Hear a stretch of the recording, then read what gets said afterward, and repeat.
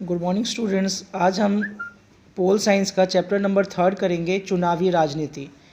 चुनावी राजनीति क्या होती है, इसके बारे में हम अच्छी तरह से इस चैप्टर के अंदर पढ़ेंगे। परिचय। अध्याय 1 में हमने देखा कि लोकतंत्र के लिए यह ना तो संभव है ना ही जरूरी कि लोग सीधे शासन करें। हमारे समय में लोकतंत्र का सबसे आम स्वरूप लोगों द्वारा अपने प्रतिनिधि के माध्यम से शासन चलाने का है।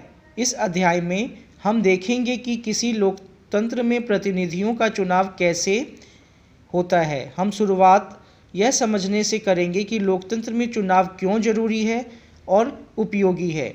हम यह भी समझने की कोशिश करेंगे कि विभिन्न दलों की चुनावी प्रतिद्वंदिता किस तरह लोगों को लाभ पहुंचाती है। फिर हम यह सवाल उठाएंगे कि किन किन चीज़ों के कारण कोई चुनाव लोकतांत्रिक होता है, यानी क्या क्या चीज़ें ऐसी होंगी चुनाव के अंदर जिससे वो लोकतांत्रिक होगा।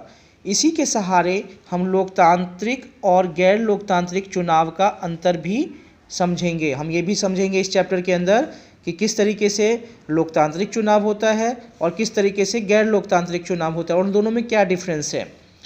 अध्याय की बाकी हिस्से में हम इन्हीं पैमानों के आधार पर भारत में हुए चुनावों का मूल्यांकन करेंगे और फिर भारत में जो चुनाव होते हैं तो उसके आधार पर हम क्या करेंगे, भारत के चुनाव का मूल्यांकन करेंगे, उसके बारे में समझेंगे।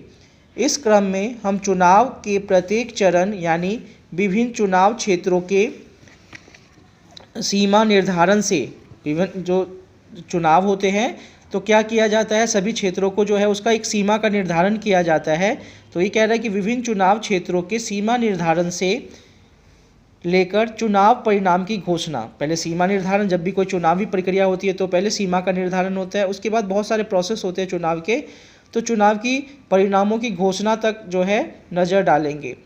हर चरण में हम यह सवाल पूछेंगे कि क्या होना चाहिए और प्रत्यक्ष चुनाव में क्या होता है। अध्याय के आखिर में हम इस सवाल पर भी विचार करेंगे कि भारत में हुए चुनाव निष्पक्ष और स्वतंत्र ढंग से हुए हैं या नहीं। यहाँ हम निष्पक्ष और स्वतंत्र चुनाव कराने में चुनाव आयोग की भूमिका पर भी विचार करेंगे। किस तरीके से जो चुनाव आयोग है वो स्वतंत्र और निष्पक्ष चुनाव कराती है, उसकी भूमिका क्या रहती है चुनाव के अंदर, तो चुनाव आयोग के बारे में भी हम इस चैप्टर के अंदर पढ़ेंगे।